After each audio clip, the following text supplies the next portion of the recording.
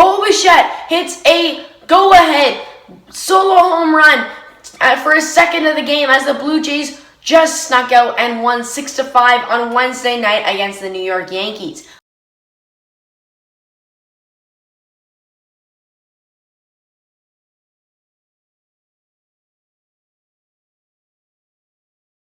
Welcome back to the Blue Jays recap. I am your host, Evan, and we are back with another Blue Jays game recap. The Blue Jays just won 6-5, and we're actually leading at 1.4-0 in this game. But the Yankees crawled back into it, but the Jays shut them down.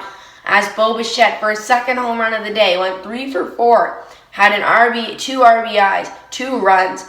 I did have a strikeout though, but it's all good because the Jays picked up 10 hits on the day, as they only picked up 3 yesterday. Jose Barrios pitched a gem as he let up only 3 runs on 4 hits on 6 innings with 7 Ks, as he had a no-hitter going into that 6th inning, but it got let up because the Yankees kind of caught up on him. Garrett Cole was straight awful as he went 6 innings, let up 9 hits, 5 earned runs, and only 6 strikeouts, as the bullpen did a pretty good job on Jonathan Loaizaga, as he picked up a strikeout and no runs. But Kendrick Holmes pitched 1 inning, let up a home run of Bichette, did have a strikeout though, and the Jays took the game as they only struck out 8 times as a team. Teo struck out twice.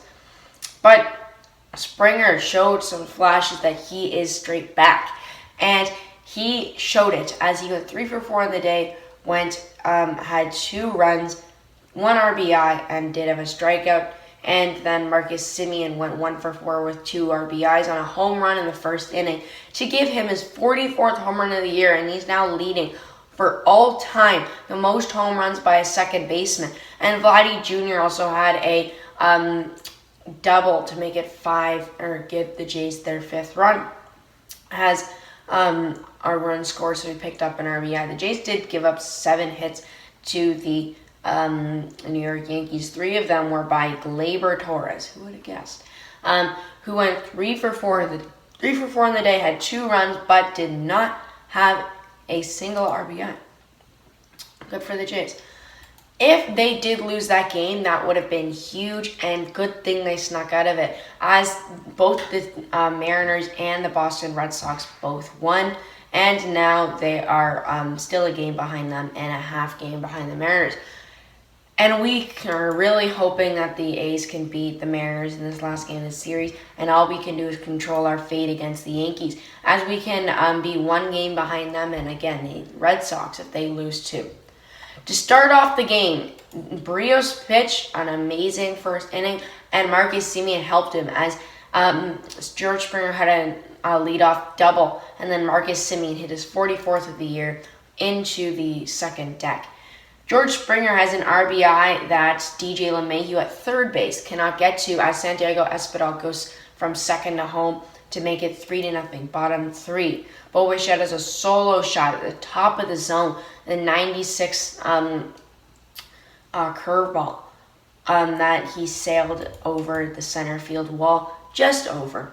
And then Gio Urshela has an RBI, as well as Brett Gardner, but then Vladimir Guerrero Jr. gets his back as he hits one way over DJ LeMahieu's head at third, as George Springer can almost walk in, as Guerrero gets a double, wanting 3, but couldn't get it. Aaron Judge then has a sac fly to Teoscar Hernandez in right field. A run does score to make it 5-3. And now you have a bit of a problem. Kyle Higashioka, the Blue Jays killer, hits a ball into right left field as a run scores to make it 5-5. But it's all good.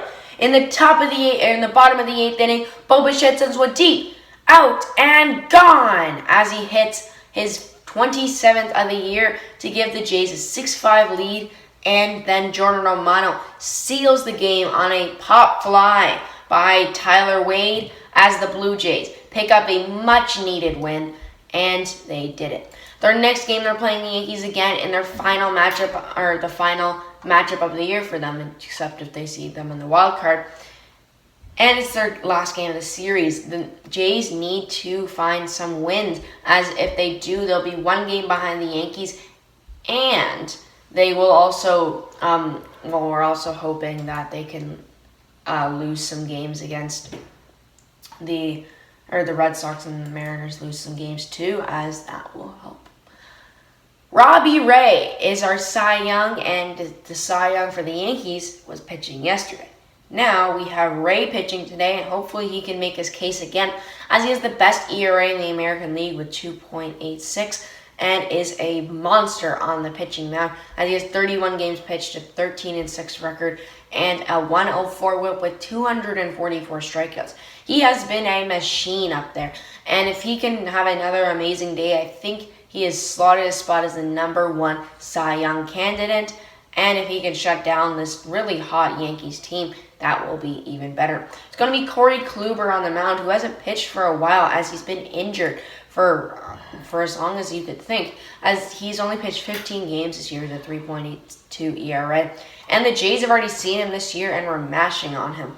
As if we can get Teo, Vladdy, Bo, who can stay hot, Springer, who can stay hot, and Simeon, who could stay hot, all rolling tonight, carry it into the next series, keep the train rolling here, and we can just hope the other teams lose. I'm predicting a win in this game. So we have Ray, who, when his slider's working, when that fastball is working, he is a monster. Like I've said before, this team against the Yankees is not as good as you think, because the Jays are leading almost all stats except for wins and saves. But you can't really beat Aroldis Chapman. You need to give it to Romano. It's 22 saves. And the Jays are leading every offensive category for the team, as the Jays are hoping to win this game. And if they can't, that will be huge, because these games all matter. All right, I think that will do it for my recap today. If you like this, drop a like, subscribe. Have an amazing day. Let's go, Blue Jays. Bye.